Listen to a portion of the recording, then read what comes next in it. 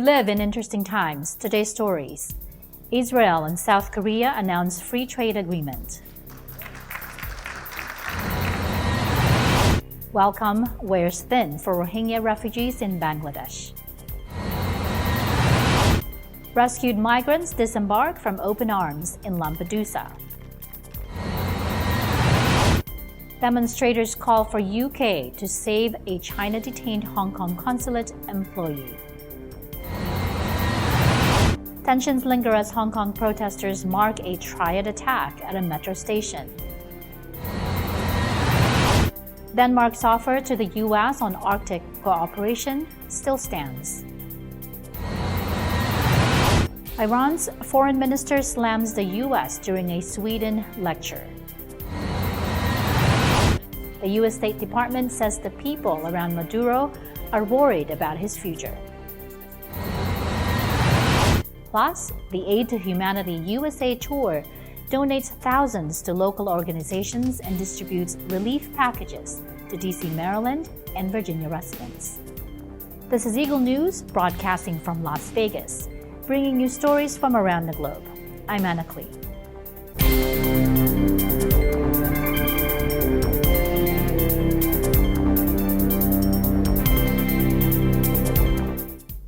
Israel and South Korea announced they have concluded negotiations on a free trade agreement aimed at eliminating tariffs on goods ranging from cars and medical equipment to lipstick and video games.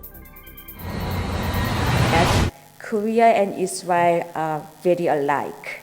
We are small countries with little natural resources and also surrounded by full of challenges. Despite the hardships or challenges of various kinds, Korea and Israel have demonstrated great perseverance and also overcome the difficulties and thrived through education, research, and constant institutional improvement, among others. We made the best out of what we have, and as a result, Korea established itself as a manufacturing powerhouse and Israel as an innovative startup nation. In short, our peoples do not settle for what they have now. It's almost like the desire for a better future is in our DNA.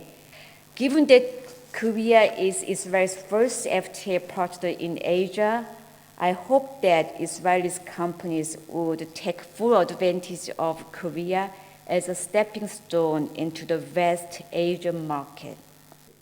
The advantage of this agreement will go beyond our economic ties.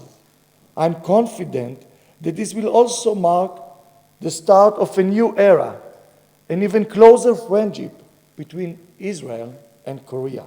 קודם כל נעשה סדר, ההסכם כולו מתייחס לסטייט אוף ישראל, אין בנושא הזה שום הבחנה, ההסכם הזה הוא בדיוק דומה להסכם שמדינת ישראל חתמה עם האיחוד האירופי ועם צרפת, ואם יהיה מצב שבו יהיה אפליה כזאת או אחרת, מדינת ישראל נותנת גיבוי מלא ושיפוי מלא בגין כל שקל לכל המפעלים. ללא ספק מדובר ביום היסטורי ביחסים הכלכליים בין קוריאה שהיא המעצמה מספר 11 העולם מבחינה כלכלית לבין מדינת ישראל, מדינות When hundreds of thousands of Rohingya fled Myanmar into Bangladesh 2 years ago, local communities were mostly welcoming. Today, that welcome has worn thin, and resentment, anger, and fear are creeping in. Mohammad Riazul Haque allowed around 60 Rohingya families to settle on a piece of his land, thinking they would remain for 2 or 3 months at most. রোডগার তাছিল গাড়ি ঘোড়া বেশি আইয়ে তোলে পাঁচো তো এটারা বাস বন্ধ জীবাণুলাই রোগ দিয়ে কি বেশি হয়ে আর এড়িয়ে সেদি ফার্স্ট বর্ষে তো আর তো মোটামুটি এখন আর বাইক মুসলমানে চিপে কারা হইতে সরকার হইতে 2 মাস টাকা যাইব কই তো যখন প্রকার গিয়ে রাঙা দিয়ে এখন তো ফোনে দিয়ে জুন মুসলমান আছে রোহিঙ্গা মাইলমা গিয়ে মাঝে ইতারা সব আই দেবে বলি হর তোলে তো আর ধারে স্থানীয় আছে এটা তো ইতারা তুন ঘর বাড়ি ছাড় দিয়ে যাক বলি এই অবস্থা Ukiah was home to around 300,000 people, but the refugee influx of August 2017 has swelled the population to more than 3 times that many.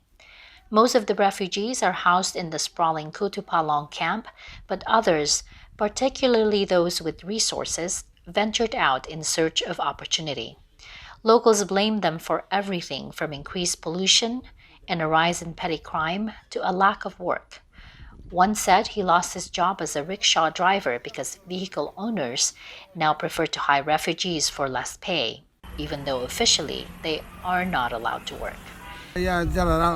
রোহিঙ্গাদের তো দৌড়ার মারের দরের হর তুই যারা এটা ভানিয়ে খাঁচি না হর তুই যারা ভানিয়ে খাঁচি যাই যদি তা ওর ঘর বাড়ি বান্ধিব লাইন তো জায়গা থাকা পইলে তো ওরে ও কে বান্ধিল এটা কি আমি না বান্ধিল নে কিন্তু তোমরা এটা বহুত বাড়ির মাঝে বাসা তো বাসটাইয়ে দিই আমরা হালে গুছো দেখাইও হবা যে হালে গুছো দেখাইতাম এখন রাস্তা ইয়ান দুলতি ইয়ান খুব কম গিয়ে সুন্দর গিয়ে না একে দেখো গাড়ি দেখি তুই বাঙা ফুট এন্ডেলা তারপরে এনে দি যে দূর রোহিঙ্গার আইবারে যাইবারে দেড় হসপিটাল বুঝছে হ্যাঁ সুন্দর ইয়ান পছন্দ বুঝছে সুন্দর বুঝছে. Some of the Rohingya who settled outside the official camps are now being forced to return, and children enrolled in local schools are being expelled. The largely Muslim Rohingya fled a military crackdown in Myanmar that the UN has likened to ethnic cleansing, joining some 200,000 already in Bangladesh. Only a handful have returned, fearing for their safety in a country where they are denied citizenship and treated as illegal immigrants. Iqbal Hussain, the acting police chief of the Cox's Bazar district, said the enforced idle and workless lifestyle of the refugees made them unstable. এটা সত্য যে আমরা ইতিমধ্যে আমাদের যে intelligence report এবং আমাদের যে সামগ্রিক চিত্র এই চিত্রে স্বাভাবিকভাবেই এটা আপনার সাথে একমত যে day by day host community এবং রোহিঙ্গা কমিউনিটি দুইটি কমিউনিটির মধ্যে দিন দিন স্নায়ুচাপ বেড়ে যাচ্ছে. এর বেশ কয়েকটা কারণ রয়েছে আসলে.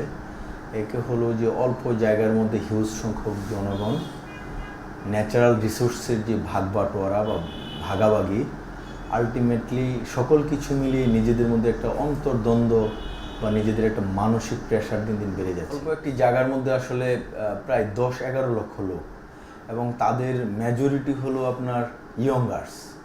তো এই এতগুলি লোক, লক্ষ লক্ষ লোক যখন সারাক্ষণ বসে খায়, এই যে আইডল ব্রেন বা তাদের যে কর্মবিহীন জীবন, এই কর্মবিহীন জীবনটাই তাদেরকে আসলে আরও অস্থির করে তুলছে.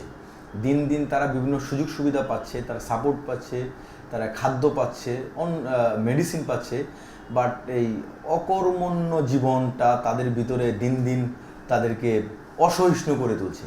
এটাকে কেন্দ্র করে প্রায় সময় তাদের ভিতরে একটা অন্তর্দ্বন্দ্ব দেখা যায়. Tens of millions of methamphetamine pills enter Bangladesh from Myanmar through Cox's Bazar, and drug kingpins frequently use Rohingya as mules to carry the narcotics to nearby cities. At least 13 Rohingya were shot dead in what police said were gunfights with officers, while allegedly carrying thousands of the yaba pills. The presence of the narcotics mafia has in turn led to violence inside the camps, prompting police to increase their presence. According to police, crime and murder rates in the camps were higher than national statistics, which record roughly 3,000 murders annually in a country of 168 million. Police Chief Hossain said some 318 criminal complaints had been filed against Rohingya since August 2017, including 31 murder cases. Experts warn the number of murders in the Rohingya camps were far higher than the figures quoted by police. This has added to mistrust by locals. Meanwhile, 83 migrants rescued while making the dangerous sea crossing from Africa to Europe disembarked early Wednesday from the Open Arms charity rescue vessel off Italy's Lampedusa island after Italian justice ordered they be brought ashore. 147 migrants who disembarked on Italy's Lampedusa island were again in limbo Wednesday as a European deal to redistribute them failed to materialize, and Madrid said it could hit the Spanish charity with a huge fine for rescuing them. The prospect of a penalty comes after a protracted standoff between the Spanish NGO Proactiva Open Arms and Italy's far-right Interior Minister Matteo Salvini finally came to an end. The boat had spent 6 days anchored off Lampedusa before a local prosecutor ordered that the migrants be allowed to land, and the vessel temporarily seized amid a probe of Salvini for banning their entry to port. Many of them had spent 19 days on board the ship after being picked up, while in difficulty trying to make the perilous journey from Libya to Europe in small boats. Friends of the missing employee of Britain's consulate in Hong Kong staged a protest outside the building to pressure the UK government to save Simon. Beijing confirmed the employee, named by his family as Simon Cheng, is being held in China. Want to urge the UK government to step up and act now, save Simon now, okay? And I think the Simon case has shown a very serious consequence to everybody in Hong Kong. They said they were working full throttle on trying to find out the whereabouts of Simon. But then it is very common case in China that the administrative detention would release no information to even to the consulate. Beijing confirmed Wednesday an employee of Britain's consulate in Hong Kong who went missing earlier this month is being held in China. The incident comes as relations between Britain and China have become strained over what Beijing calls London's interference in pro-democracy protests that have racked Hong Kong for 3 months. Chinese Foreign Ministry spokesman Geng Shuang told a regular press briefing the detained man had been placed in administrative detention for 15 days as punishment by Shenzhen police for breaking a public security law. Geng said the employee was from Hong Kong and therefore the issue was an internal matter. Geng said, quote, "Let me clarify, this employee is a Hong Kong citizen. He's not a UK citizen, which is also saying he's a Chinese person." The man, named by his family as Simon Cheng, traveled to Shenzhen, a megacity on the China-Hong Kong border, for a one-day business meeting on August 8. That night, Cheng returned via high-speed train and sent messages to his girlfriend as he was about to go through customs. The family said in a Facebook post, quote, "We lost contact with him since then."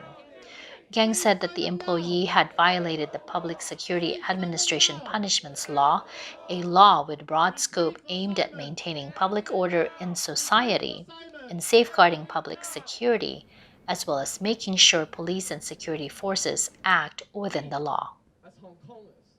Up next, tensions linger as Hong Kong protesters mark a triad attack at a metro station.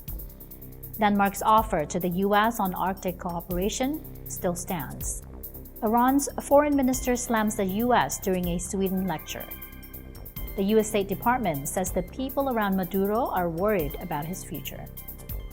Plus, the Aid to Humanity USA Tour donates thousands to local organizations and distributes relief packages to D.C., Maryland, and Virginia residents. These stories when Eagle News returns. Stay with us.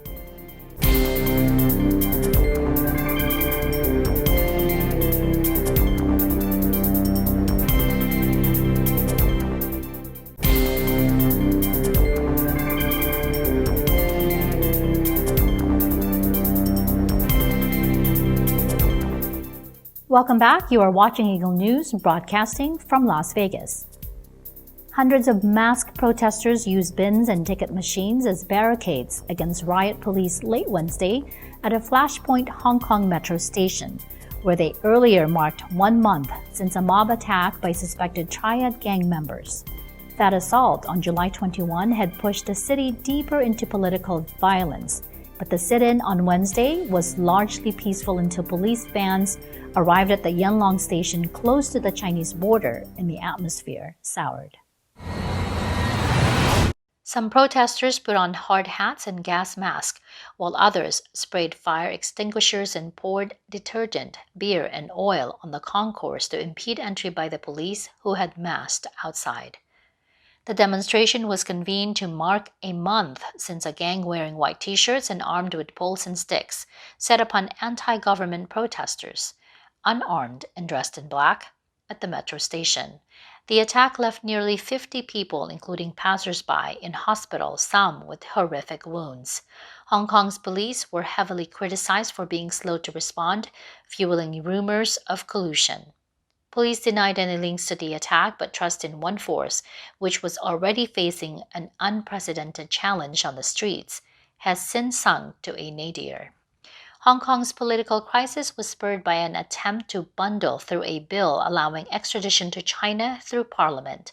But protests have billowed out in the wider pro-democracy movement, which has seen the financial center's airport closed, violent street clashes with police, and million-strong peaceful marches through city streets. It is unclear in which direction the protests, which are leaderless and organized on social media, are heading after nearly 3 months of draining street action. The city has enjoyed several peaceful protests recently without police baton charges, tear gas, or protesters hurling rocks. Hong Kong's government has so far refused to buck to any of their demands, including scrapping the extradition bill completely, the resignation of city leader Carrie Lam, and a full independent inquiry into police actions during the protests. But they say they are digging in for the long haul.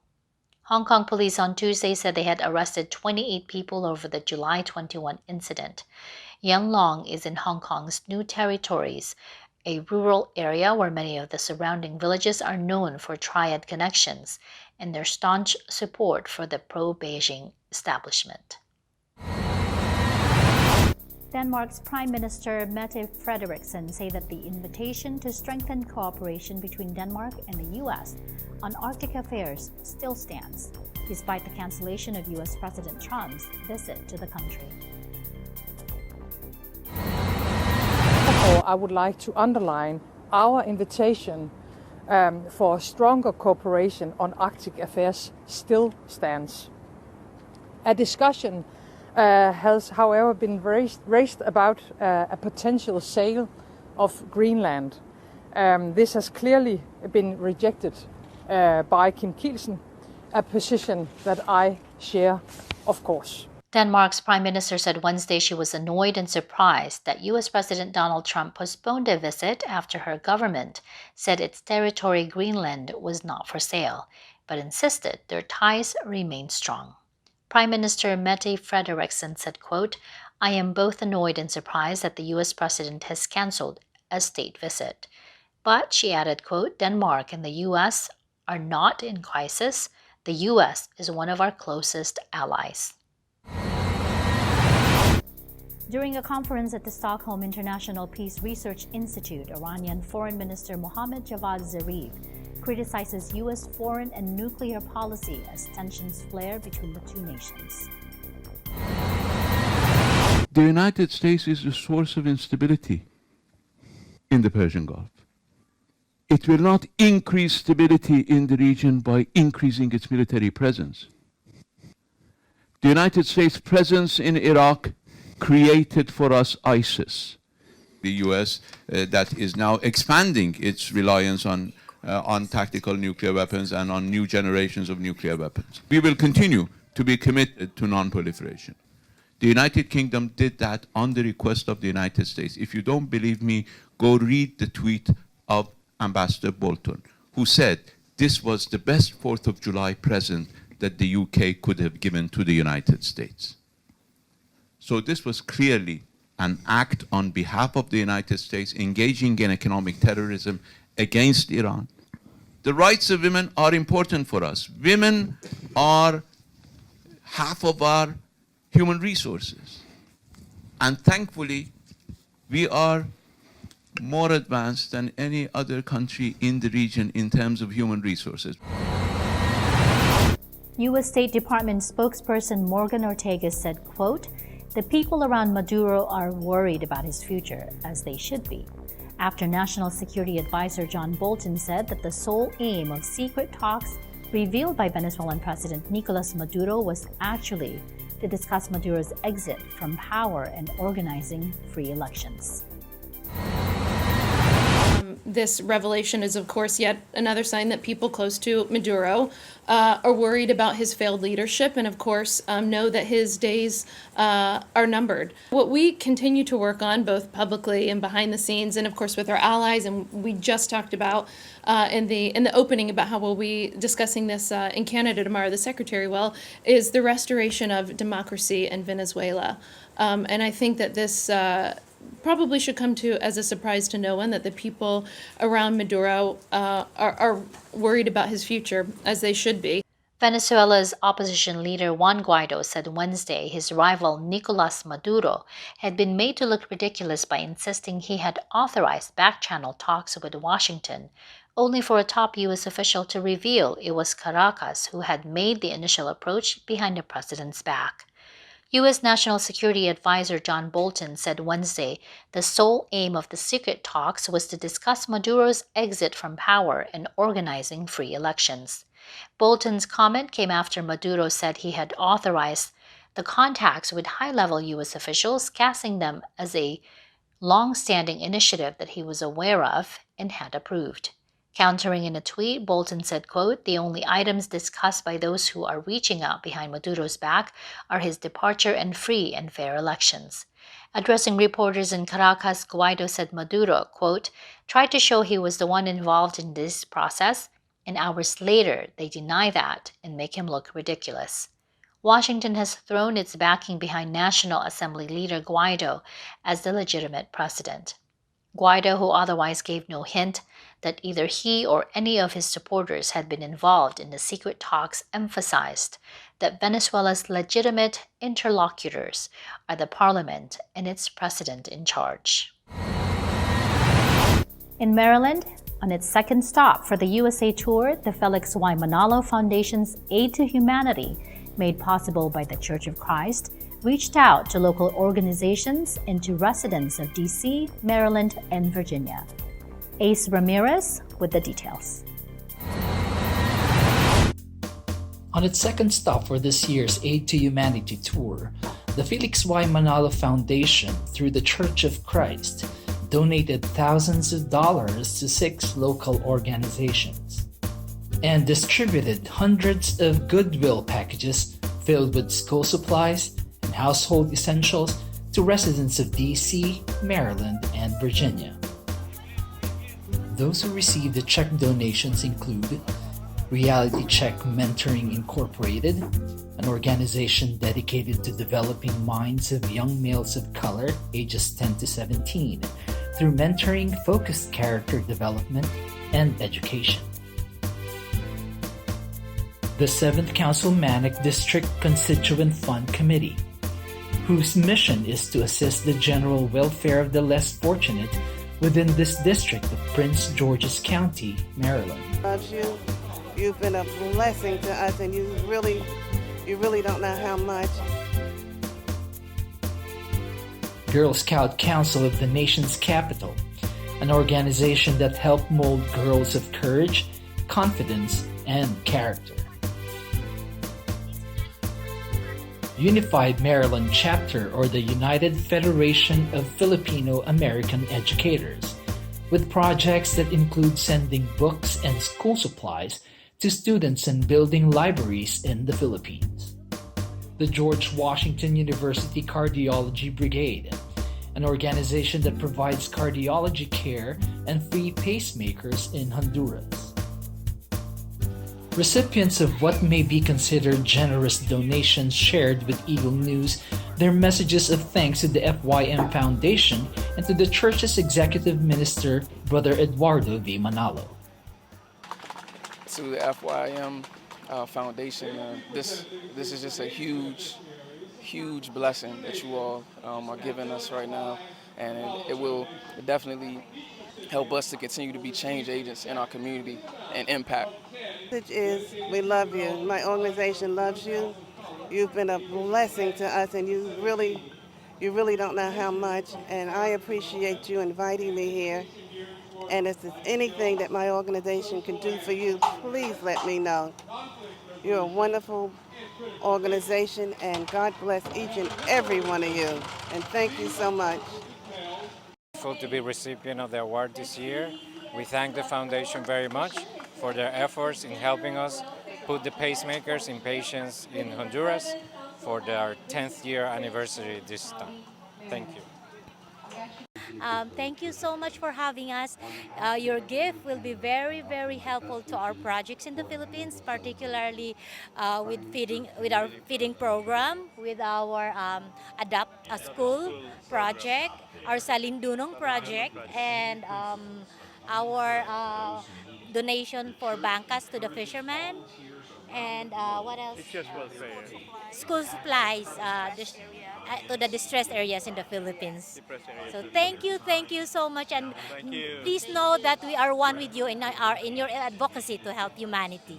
And we are so thankful for this foundation of INC, Iglesia ni Cristo, because God used you to have the seed money again to provide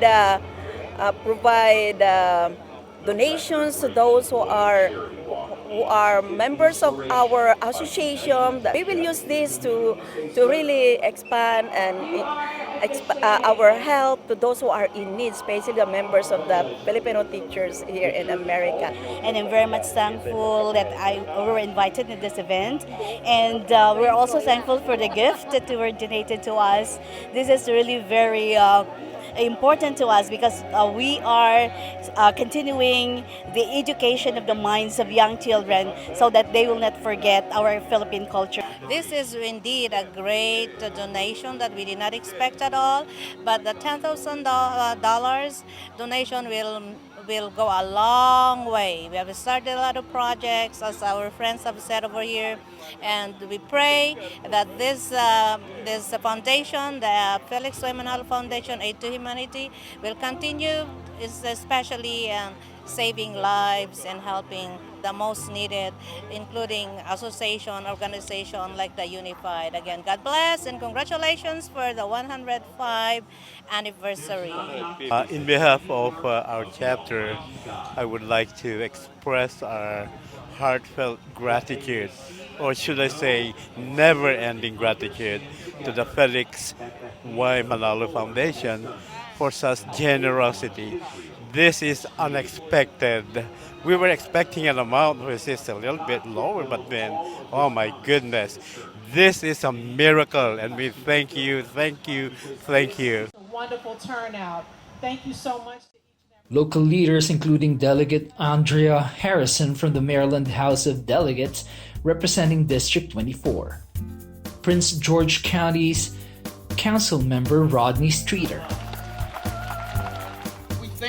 Mayor Sean Maldon of Capitol Heights. Nonprofit organizations will have a little bit more help in their budget line because of you today. So thank you. And international attachés, including Jose Victor Chan Gonzaga of the Philippine Embassy, shared messages about the importance of community solidarity, love of neighbor, and the impact of a strong commitment to help those in need. It is our hope that our solidarity with the local communities today shall further reaffirm and strengthen the friendship between our two countries. Brother Matthew Capistrano, the minister supervising the DC, Maryland, and Virginia congregations of the church, welcomed neighbors to its Temple Hills Chapel grounds, where hundreds of goodwill bags were distributed to families from the area. In the Temple Hills, Maryland, and Washington, D.C. metropolitan area, but also around the world. Leading the Aid to Humanity USA tour is the Felix Y. Manalo Foundation's president, Brother Glicerio Santos Jr. From Temple Hills, Maryland, I'm Ace Ramirez, Eagle News, 1 with 25. Thanks, Ace. That is today's Eagle News. Join us tomorrow for the weekend edition. Visit our websites at eaglenews.net and eaglenewslive.com. Follow us on Twitter at twitter.com/eaglenews and on Facebook at facebook.com/eaglenews. Thank you for watching. I'm Anna Cui, and I'm 1 with 25.